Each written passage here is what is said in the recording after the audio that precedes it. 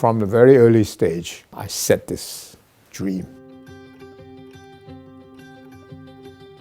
to make China good, to continue to be very interested in the United States of America, and try to bring the two countries together.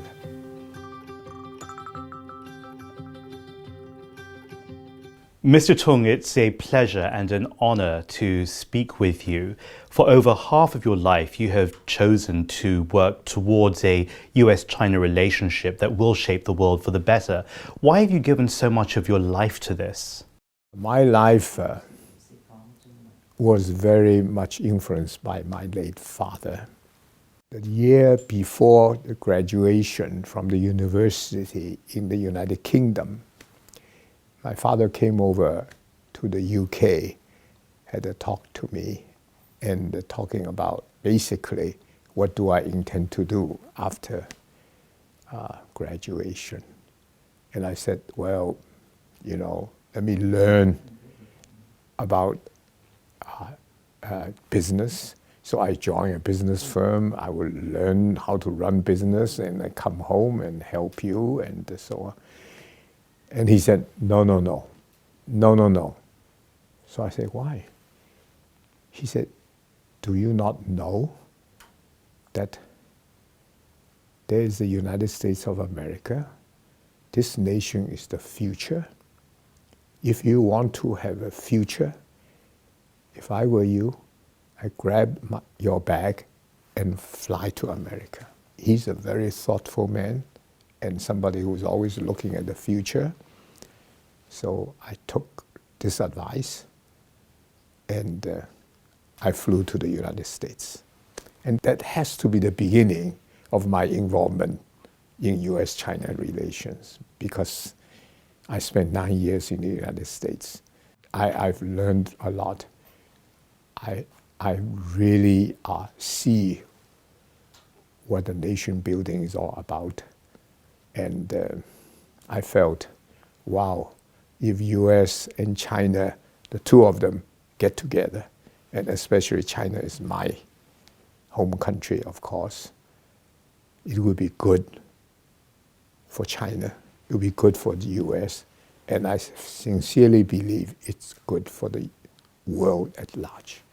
So from the very early stage, you know, I set this dream, you know, to make China good, to continue to be very interested in the United States of America, and try to bring the two countries together. As you said, your father gave you some advice. You listened to him.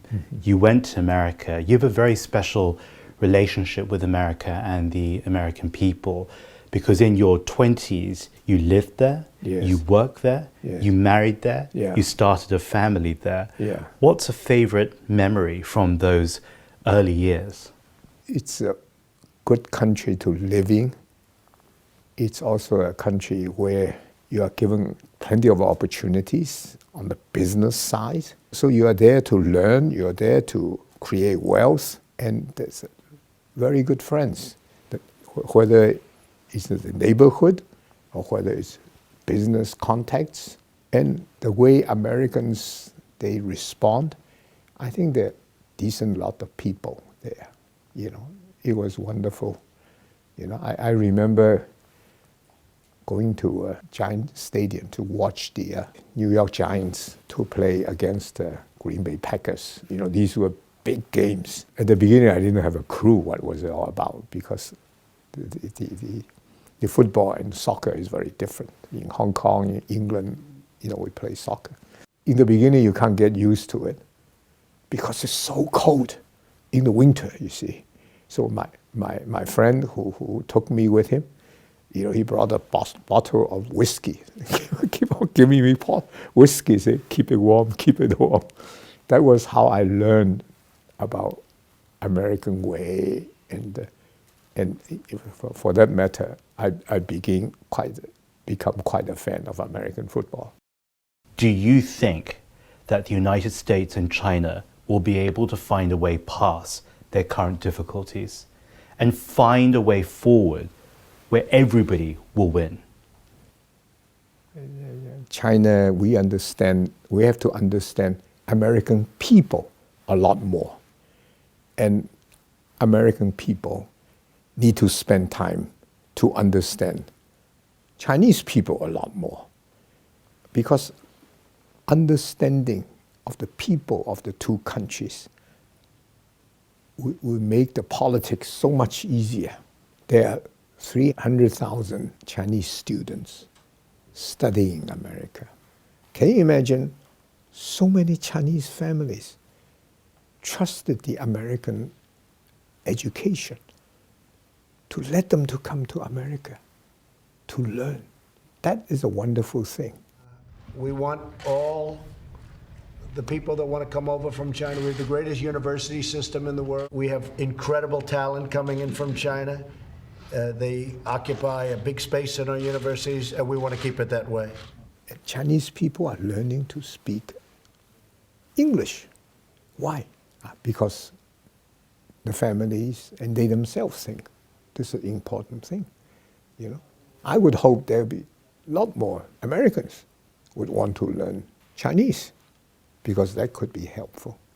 New York University has a huge presence, a successful presence in Shanghai. Johns Hopkins has a presence in Nanjing University. It's not very large, but it's very good.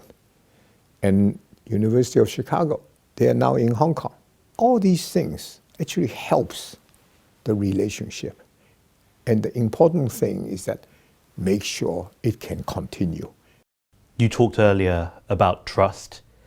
Mr. Tung, we live today in a world where nationalism and inward thinking are both on the rise. In that climate, how do you restore trust? How do you even build trust? I think it's important to have an open mind, to understand the history on the other side, to understand what you are trying to get at. Can I be helpful? Can I also tell you you may be on the wrong track? And it's just coming together, talking to each other all the time. This morning I was on the telephone to the United States about 4 or 5 times, talking to my friends, worrying about different things. And we're just good friends. We just talk about it. What shall we do? And so on and so forth. So it's just a way that we communicate with each other, that we commit ourselves to this cause. And I think, you know, Chinese people and American people, they're decent. They want a better life.